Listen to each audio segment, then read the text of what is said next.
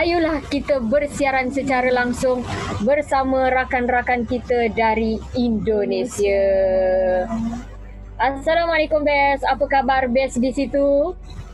Waalaikumsalam warahmatullahi wabarakatuh. Alhamdulillah sehat. Sehat. Apa kabar ini Akila sama Atira hari ini ya? Ada yang baru? Iya betul Bes, alhamdulillah. Bes sendiri sahajakah hari ini di Indonesia? Yes, rame sih, cuman di belakang semua. Di belakang tabir, oke. Hari ini Bes, kita akan bersiaran seperti biasa. Ya, siaran seperti biasa setiap minggunya, kerjasama antara UMSM Radio FM dan juga TMFest Live, dan juga antara Universitas Muhammadiyah Sumatera Utara dan juga UPSI Malaysia, Universiti Pendidikan Sultan Idris Perak Malaysia. Luar biasa kayaknya tema kita pada hari ini ya Akila, tapi kayaknya bintang tamu kita ini luar biasa sekali nih. Selalu setia ya. Bes. Baik, selamat sore. Assalamualaikum buat Bapak Dr. Bazrul Bahaman. Assalamualaikum Bapak. Waalaikumsalam warahmatullahi wabarakatuh. Baik, mungkin langsung saja kita mulai ya Akilas dan juga Atira. Ya boleh Bes. Baik, buat teman mahasiswa dan juga teman anak muda dimanapun berada yang saat ini sedang mendengarkan UMSM Radio FM di frekuensi 91,6 FM atau dari Facebooknya TMFest Live ya, secara langsung, di mana pada hari ini seperti biasa di hari Jumat di jam 4 sore waktu Indonesia ataupun di jam 5 waktu Malaysia, UMSM Radio FM bersama TMFest Live menggelar program bersama yang namanya Maya Kabah, siaran bersama antar dua bangsa. Dan pada hari ini UPSI Malaysia menghadirkan narasumber yaitu Bapak Dr. Bazrul Bahaman selaku pensyarah kanan Fakulti Bahasa dan Komunikasi UPSI Malaysia. Dan tema kita pada hari ini adalah antara adat dan agama dalam budaya Melayu. Tapi sebelum kita mulai perbincangan kita ataupun talk show kita pada hari ini, Bes mau mengucapkan selamat sore juga untuk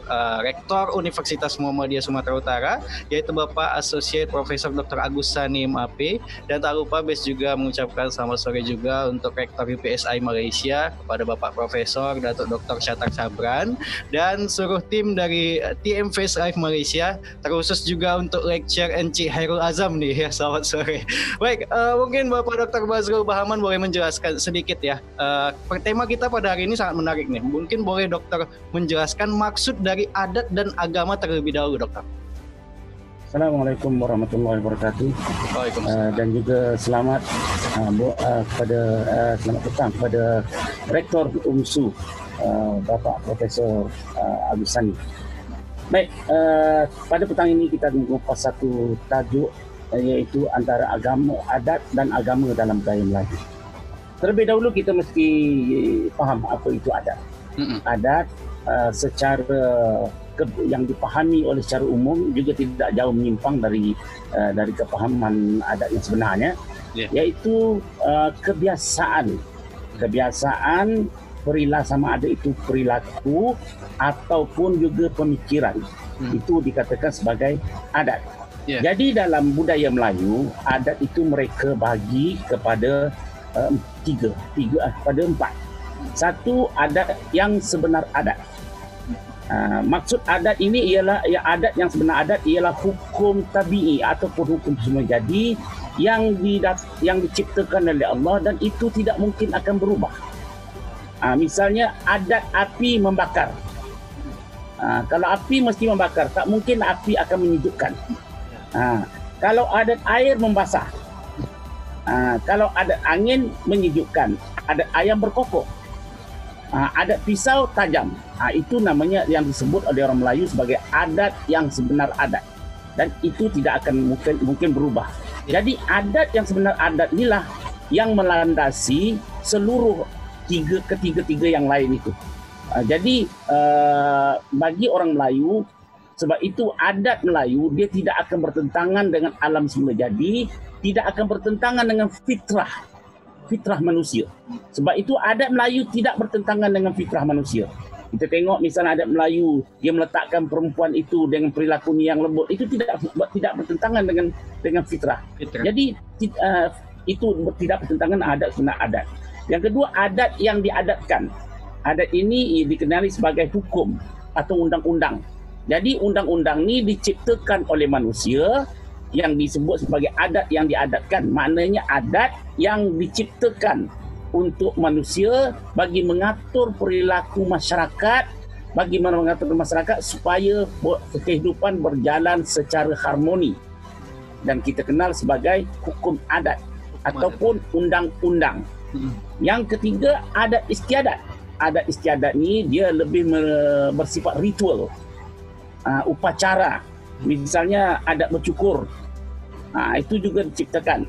Adat bercukur, adat perkahwinan, adat meminang, dan sebagainya. Kemudian adat resam. Adat resam ini merangkumi kebiasaan kelaziman manusia dari segi kelaziman manusia lah. Misalnya cara dia berpakaian, dia menghias diri. Ini disebut sebagai adat resam. Jadi inilah pembagian-pembagian adat dalam budaya Melayu. Jadi saya kira cukup dulu untuk definisi adat. Jadi seluruh ini meliputi kebiasaan yang diamalkan oleh orang Melayu secara turun-temurun. Jadi yang kita sebut sebagai adat itu apabila ia diamalkan turun-temurun. Kalau dia diciptakan seketika, itu tidak dinamakan adat. Misalnya suatu ketika orang Melayu suka suka lagu rock. Semua Melayu suka rock. Itu bukan adat sebab ia temporary. Dalam satu generasi paling-paling setahun, 5 tahun, 10 tahun dia hilang. Dulu kita kenal orang Melayu zaman-zaman Pok Yeye, zaman-zaman lagu apa tu? Lagu retro. Semua Melayu lagu retro. Sekarang hidup balik retro. Tapi itu bukan adat. Dia hanya seketika. Yang dinamakan adat, dia mesti berlaku turun-temurun untuk beberapa generasi diamalkan oleh sekumpulan masyarakat. Dalam hal ini masyarakat Melayu. Jadi mesti kita faham yang mana yang adat, yang mana hanya perilaku temporary yang dia akan berubah dalam masa seketika. Orang Melayu pakai seluar jeans seketika je. Sampai model baru, tahun depan dia sudah tukar model lain. Tapi kalau berbaju Melayu, dari zaman dulu orang Melayu berbaju Melayu. Itu dinamakan adat. Jadi memakai baju Melayu itu adat, tetapi pakai jeans itu bukan adat. Sebab dia bersifat temporary sampai masa dia hilang. Seketika saja. Ini yang dimaksud dengan adat. Baik. Akila dan juga Atira mungkin masih penjelasan agama nak jelaskan agama. Iya. Agama ya. Okey. Agama, asas pada agama adalah kepercayaan. Dia asas pada agama adalah kepercayaan. Dan khusus agama Islam, dia di samping kepercayaan, dia juga membawa perilaku. Yang didatangkan dari Tuhan. Jadi perilaku ini perilaku yang sudah ditentukan oleh agama. Jadi perilaku ini juga dinamakan sebagai agama. Jadi sebab itu agama Islam bukan hanya agama kepercayaan atau ritual semata-mata. Dia juga di dalam agama, dia juga membawa perilaku yang akhirnya menjadi adat. Sebab itu antara adat dan agama nampak kadang-kadang macam bertentangan dan nampak kadang-kadang macam sesuai. Tapi sebenarnya antara adat dan agama sebenarnya dia tidak bertentangan. Okey. Saya ingat ini nanti saya jelaskan pada pertanyaan-pertanyaan akan datang. Kejap lagi saya akan jelaskan. Baik, dokter. Luar biasa nih Akila dan juga Atira. Ya. Baru pertanyaan pertama nih ya. Kita betul. Dapatkan secercah ilmu yang sangat luar biasa terkait dengan adat dan juga agama. Memang ada perbedaan ya terkait dengan adat dan agama ini. Kita akan kembali bersama Best di Indonesia.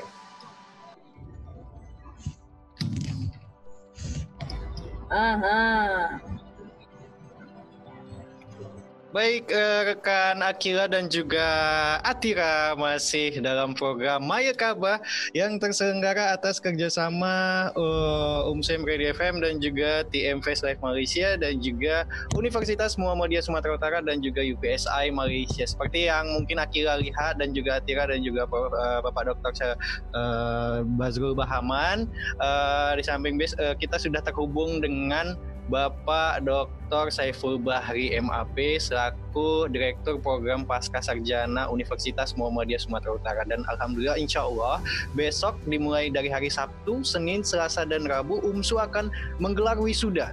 Ya di tengah pandemi COVID-19 ini, tapi dengan protokol kesehatan yang sangat ketat nantinya. Insya Allah akan dilakukan dalam 2 sesi di setiap harinya dan merupakan wisuda yang cukup lama juga, cukup panjang, dan kita doakan semoga para rektorat ini akan siap dengan sekuat tenaga untuk pelaksanaan wisuda periode 2020 untuk periode kedua ini. Mungkin kita lanjut ya, Dr. Bazrul Bahaman, terkait dengan tema kita antara adat dan agama dalam budaya Melayu. Namun sedikit tadi mungkin terkait dengan adat ini yang sudah dibangun harus semenjak dari keluarga. Nah, mungkin ya kapan kita berkeluarga nih? Mungkin yang belum berkeluarga ya. Itu kalau tak kawin-kawin itu bertentangan dengan adat Melayu. Orang Melayu lu kawin cepat karena falsafahnya mau anak banyak. Mungkin ke pertanyaan yang selanjutnya ya. Yang diamalkan oleh masyarakat Melayu sejak zaman dahulu telah meresap ke dalam kehidupan mereka sehingga menjadi tata cara kehidupan seharian. Hal ini telah membentuk identiti bangsa Melayu yang tersendiri. Jadi pada pendapat dokter, bagaimana adat istiadat dan agama pula berperan dalam membentuk budaya Melayu ini, dokter? Oke. Adat seperti yang saya dah katakan tadi, adat adalah perilaku dan itu sudah ada sejak sebelum kedatangan Islam. Semua manusia ada adat, ada kebiasaannya. Kemudian yang hebatnya seperti yang saya katakan tadi, adat Melayu ini sesuai dengan Islam. Hampir tidak ada adat Melayu bertentangan dengan syarak. Hampir tak ada. Contohnya tadi, dalam berpakaian orang Melayu mementingkan sopan santun. Adat menambah mengemaskan saja sesuai dengan menutup aurat. Kemudian fashion pakaian yang sudah ada dalam adat dalam budaya Melayu itu boleh dilanjutkan. Tidak masalah. Orang Melayu baju kurung boleh terus berbaju kurung. Kemudian dulu mungkin orang Melayu tidak menutup kepala. Bagi perempuan, syarak mengatakan tutup kepala hanya memperkemas dengan tutup kepala saja. Lalu ada pula budaya yang berasal dari budaya Arab dengan memakai jubah. Tidak masalah kerana ini sesuai dengan falsafah budaya Melayu, iaitu untuk mengurung aib dengan malu. Hanya fashion saja yang berubah. Fashion akan berubah sepanjang masa. Fashion akan berubah. Takkanlah kita nak pakai cawat lagi sampai sekarang. Nak pakai juga fashion pakai cawat. Tak. Tapi Melayu tu falsafah dia dah sesuai dengan Islam itu dalam pakaian. Begitu juga dengan makanan. Dalam makan orang Melayu jenis apa yang dimakan. Orang Melayu dulu dah ada jenis apa, mereka tidak makan benda yang berbahaya. Kemudian masakan ada budaya mereka masakan, tapi Islam tidak melarang nak masak apa pun. Jadi Islam hanya memperkemas, pastikan itu halal. Jadi adat itu menjadi lebih cantik. Sebab tu orang Melayu mudah terima, mesti halal. Mesti dari sumber yang tidak dari ialah halal lah. Kemudian makan itu dengan Islam dalam budaya Melayu mengajarkan makan dengan sopan, makan duduk. Misalnya kan, makan dengan bersama orang tua, dengan keluarga kan. Sebab orang Melayu dulu budaya dia juga makan satu keluarga tau, bukan makan seorang-seorang. Bila Islam datang, Islam mengajarkan benda tu. Hal yang sama diajar oleh Islam. Islam mengajarkan kalau makan itu berjamaah. Makan dengan duduk di bawah, tak boleh makan berdiri. Tak ada masalah, budaya Melayu memang dah macam tu. Begitu juga dalam hubungan laki-laki perempuan. Adat dah mengajar hubungan laki-laki perempuan mesti melalui proses perkahwinan. Dah ada sebelum Islam. Bila Islam datang, tak ada masalah. Terus jalan. Klop. Lelaki dan perempuan tidak dalam budaya Melayu sebelum Islam datang, lelaki perempuan tak boleh bergaul bebas. Sebab itu rumah Melayu dulu, kalau rumah yang besar tu ada pintu yang untuk perempuan masuk, dia ada pintu yang untuk laki-laki masuk lain. Kalau datang suami isteri pun dia tak akan masuk pintu yang sama, perempuan akan masuk pintu lain. Dan itu sudah ada sebelum Islam datang. Jadi bila Islam datang, memang Islam mengajar macam tu, tak ada masalah. Saya tak nampak hampir tak ada pun adat Melayu ni yang bertentangan dengan Islam. Sebab itu tak patut diadu-adukan antara adat dengan agama, adat dengan agama. Tak perlu diadu-adukan. Seperti mana berlaku dulu di Minangkabau, di Malaysia juga ada gerakan kaum muda dengan gerakan kaum tua. Gerakan kaum muda ni kononnya lebih bersifat Islamik. Gerakan kaum tua ni lebih bersifat adat. Sehingga berlaku bentrokan dan akhirnya mencetuskan peperangan. Sebenarnya itu tidak harus terjadi. Tidak harus terjadi hal-hal macam itu. Kemudian itulah lahirnya ada macam perjanjian, macam falsafah yang agak baru, iaitu adat bersegi syarak, syarak bersegi kitabullah. Adat mengata syarak mengata adat memakai. Itu semacam pertemuan titik simpul. Jadi sebab tu bila orang tanyakan antara adat, saya tak ada masalah apa pun. Tak ada masalah. Sebab itu Islam mudah masuk ke alam Melayu Nusantara ni. Ada bayangkan Islam tersebar di Nusantara ni dalam masa yang singkat. Hampir 100% masyarakat Nusantara menganut agama Islam. Berjuta-juta orang. Termasuk di Jawa misalnya. Kita tengok di Jawa. Wali Songo sebarkan Islam dalam masa tak sampai pun 50 tahun. Dalam masa 20 tahun macam itulah. Berapa juta orang masuk Islam. Dan oleh 9 orang pendakwah. Begitu juga alam Melayu. Tanpa peperangan, kita menerima Islam tanpa peperangan, tanpa pertumpahan darah. Tak ada. Jadi kalau para da'i boleh membawa Islam tanpa pertumpahan darah, dengan kasih sayang, mengapa pula kita hari ini mesti berkelahi kerana itu? Betul. Sebenarnya tidak ada yang bertentangan dengan adat, tidak bertentangan dengan syarak. Tidak ada bertentangan ya, Dok? Tidak ada masalah.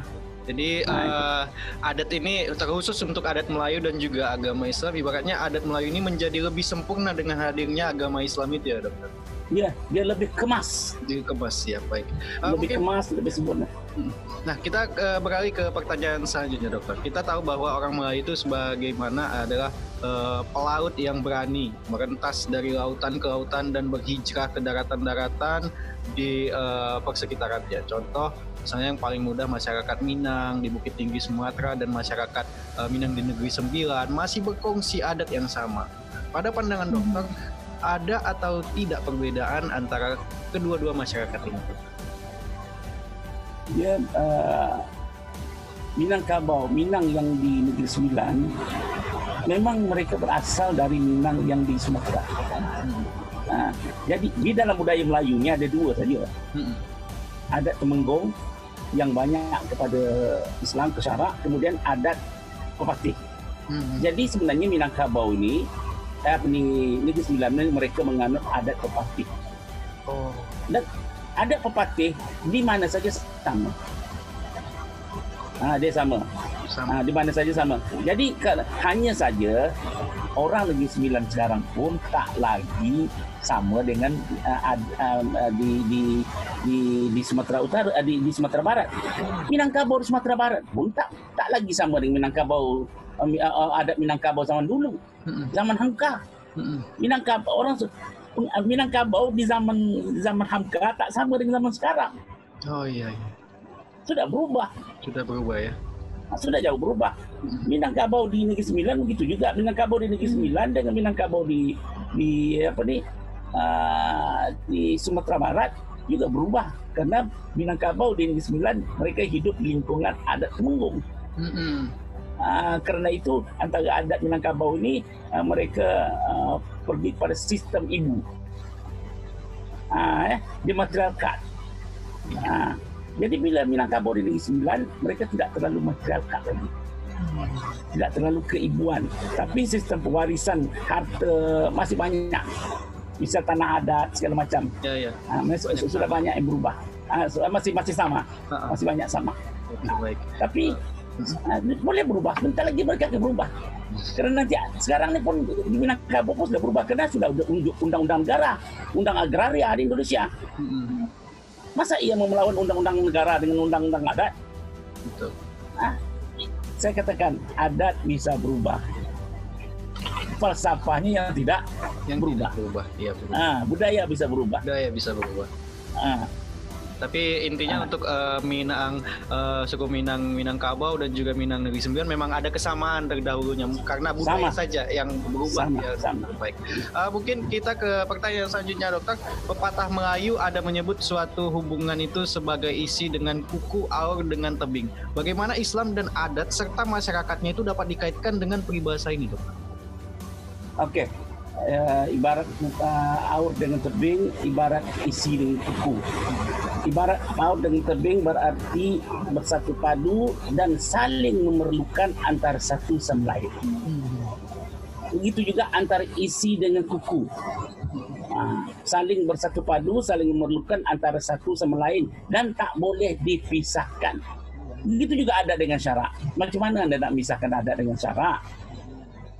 Karena dipakai oleh orang yang sama. Ya.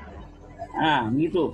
Dipakai oleh orang yang sama. Dan memang dari awalnya Islam seperti yang saya katakan tadi, adat dengan syarak itu tak bertentangan, dia memang sama. Bukan baru diciptakan jadi sama, tapi dari dulu memang dah sama. Macam mana mustahil kita boleh pisahkan? Misalnya katakan dalam berpakaian, Anda mau pisahkan adat dengan syarak, mau jadikan adat itu tidak sesuai dengan syarak, Anda jadikan seluar pendek, perempuan berpakai seluar pendek itu sebagai adat. Memang dari dulu perempuan itu berpakaian baju kurung, itu memang dah dalam adatnya macam itu. Hanya saja tambah dengan menutup kepala, itu saja. Begitu juga dengan makanan. Dari dulu kita memang makanan kita tak makan. Orang Melayu sebelum Islam datang pun dia tak makan sebarang makanan. Dia tak makan sebarang makanan. Mereka masih memilih makanan yang terbaik. Dalam apa lagi? Dalam kehidupan sehari-hari, hormat orang tua. Itu ada dalam adat. Adat menyuruh hormat orang tua. Syarak pun menyuruh hormat orang tua. Islam pun menyuruh hormat orang tua. Macam mana nak pisahkan? Sama. Hanya kadang-kadang apa lagi? Contohnya adat perkahwinan. Orang Melayu, orang Islam pun mewajibkan adanya akad nikah. Dalam adat budaya Melayu sebelum kedatangan Islam pun mereka sudah ada akad nikah. Saya pergi tengok orang asli, orang Melayu Puruto yang belum Islam di Riau. Mereka apa dia? Ketika kahwin pun mereka ada akad nikah, ada bacaan-bacaannya, mantra-mantranya, kemudian dicontong kapur di dinding. Nikahnya sah. Hanya cara nikahnya dia yang berbeza. Bercerai begitu juga. Kalau cerai dalam Islam dia ada lafaz cerai. Dalam budaya sebelum Islam datang pun ada lafaznya. Di antara lafaznya, maka berkerak rotan berpatah aranglah kita. Atau bercerailah dulu. Sebelum Islam datang. Saya buat kajian dari orang-orang asli kan. Jadi dia duduk tengah-tengah rumah tu, kemudian dia jatuhkan parang, pak, kena rotan, putus rotan tu, maka cerailah. Itu namanya berkerak rotan berpatah arang. Bercerai. Budaya Melayu sekarang lafaz cerai. Jadi tak ada perbezaan. Benda intinya sama, hanya proses pelaksanaan berbeza. Jadi selalu yang dipertentangkan pada peringkat pelaksanaan inilah. Padahal peringkat pelaksanaan bukannya hal yang utama. Boleh berubah sebab pelaksanaan adalah budaya. Baik. Yang intinya perkawinan. Bersanding tak bersanding itu budaya, boleh dibuat boleh tidak. Baik. Nah itu nak berkompang, nak berbaju kurung, nak menari, nak berjoget. Sekarang dulu orang bergendang, main bergendang, ada main alat muzik. Sekarang tukar organ tunggal. Apa salahnya? Ada masalah. Intinya kan hiburan. Iya. Jadi adat dan syarak mengajarkan hiburan itu jangan ada aturannya. Pertama jangan keterlaluan, ada adab sopan dalam hiburan itu. Ya. Kemudian ada apa lagi, tidak merosak dalam hiburan itu, tidak ada unsur merosak. Ini falsafah-falsafahnya. Tak ada masalah, memang sama. Syarak dengan adat itu sama. Berarti kalau Anda melawan syarak, Anda juga melawan adat. Begitu. Baik, berarti kalau kita melawan syarak, kita melawan adat juga seperti itu ya dokter ya. Tapi memang adat dan syarak ataupun agama ini memang link satu kesatuan yang sangat erat gitu ya. Walaupun kita misalnya berbeda pulau, tapi ya kita ibaratnya adat Melayu ya tetap sama-sama adat Melayu kan dokter. Iya. Nah, walaupun di mana. Baik, mungkin kita ke pertanyaan selanjutnya dokter, terkait dengan bagaimana kita dapat mempertahankan Islam dan adat Melayu ini dalam menghadapi era, kalau zaman sekarang itu era milenial seperti TikTok, Instagram, Facebook, dan berbagai pengaruh luar yang sangat asing dalam hidup kita ini dokter. Oke, zaman sekarang kita strategi kita sekarang mesti bertahan. Kalau ibarat berperang itu bertahan. Jadi pertahanan mulakan dari rumah. Dididik anak itu dengan budaya Melayu dan Islam itu. Dalam berpakaian dia, dalam di percakapannya. Sesuai percakapan orang Melayu, inti percakapan orang Melayu dia merendah. Merendah dari rumah saja dia merendah keluarga. Nah, bersopan santun, tolong menolong. Apa lagi, tidak tamakkan harta. Salah satu pasal Melayu tidak tamak harta. Ini semuanya diajar dari rumah. Kemudian dalam menghadapi era milenium ini, kalau dari rumahnya sudah kukuh, itu tidak ada masalah. Orang boleh tak ada masalah lah. Tak ada masalah. Pentinglah orang tua di rumah mesti mengawal. Dan kemudian sistem media sendiri mestilah mewujudkan media-media misalnya kalau FB yang sesuai dengan adat, sesuai dengan budaya Melayu, sesuai dengan syarak. Dan itu banyak sekarang radio pada ada macam-macam, FB pun ada yang macam-macam lah yang sesuai dengan syarak, sesuai dengan Islam, segala macam. Jadi kita kawal anak-anak kita jangan terlalu terpengaruh dengan media-media sosial yang datang dari luar. Bukan media sosial, kehidupan sosial, kehidupan yang datang dari budaya luar, yang bukan budaya Islam, yang bukan budaya Melayu. Tapi kalau yang tidak bertentangan dengan syarak, tidak masalah. Tidak masalah. Jadi falsafahnya itu yang mesti dipahami dan diberikan benteng yang kuat. Baik, berarti dari keluarga ini membuat benteng yang kuat, namun bisa menggunakan seperti Instagram, TikTok, ataupun Facebook itu untuk pengaruh yang baik ya dokter ya, apalagi terkait dengan adat dan juga agama. Nah, terkait dengan keluarga juga, bagaimana membentuk keluarganya yang baik. Dan ya kembali ke berkeluarga dulu ya dokter. dari tadi kayak pembahasan tentang berkeluarga gitu kan, tapi luar biasa sekali. Mungkin kita udah hampir di penghujung acara ini dokter. Sebagai pertanyaan terakhir mungkin dari BES, sebagai kesimpulannya perbincangan kita ini menjurus kepada pembinaan identiti bangsa Melayu, yaitu Islam dan adat Melayu sebagai elemen penting dalam kehidupan kita. Nah, soalan penutup saya ini, apakah peranan kita semua dalam memastikan Islam dan adat Melayu ini senantiasa segar dan berkembang sampai bila-bila? Oke, yang pertama pendidikan. Kita buat madrasah. Ini di Indonesia ada Universitas Muhammadiyah. Ini untuk mempertahankan benteng Islam dan adat Melayu lah tu. UNES dan masalah mafia takkanlah dibenarkan pelajar-pelajar perempuan pakai seluar pendek masuk kelas. Ketak dibenarkan. Ini peraturan-peraturan agama itu diterapkan dalam institusi. Itu. Kemudian yang lain-lain itu dari institusi, kemudian adanya undang-undang, ketunjukan undang-undang dalam bentuk undang-undang, kemudian dalam bentuk media sosial, hiburan juga. Hiburan banyakkan hiburan yang sesuai dengan syarak, supaya hiburan-hiburan yang vulgar ini dapat diantisipasi. Itu. Kemudian yang paling banyak pengaruh sekarang itulah. Kemudian dalam pendidikan madrasah lah, yang penting pendidikan madrasah. Kemudian gerakan dakwah mesti diperbanyak. Himbauan untuk kemudian upacara majlis-majlis keagamaan juga mesti diperbanyak. Misalnya majlis Isra Mi'raj. Ini orang Melayu ni semua Melayu ni. Melayu sudah ada dulu. Majlis Isra Mi'raj ada sambutan Maulid Nabi, ada sambutan hari raya. Itulah. Jadi kuncinya pertama institusi pendidikan, mulai daripada sekolah rendah, madrasah sampai kepada pesantren, sampai kepada perguruan tinggi. Mesti menerapkan adat dan budaya Melayu. Kemudian di media sosial. Media sosial begitu juga, wujudkan banyak page-page yang tentang budaya Melayu, tentang adat, tentang agama Islam dan budaya Melayu. Dan sekarang banyak hiburan begitu juga. Hiburan banyakkan hiburan bersifat Islamik dan hiburan yang sesuai dengan budaya Melayu, iaitu mendidik, menerapkan nilai-nilai murni.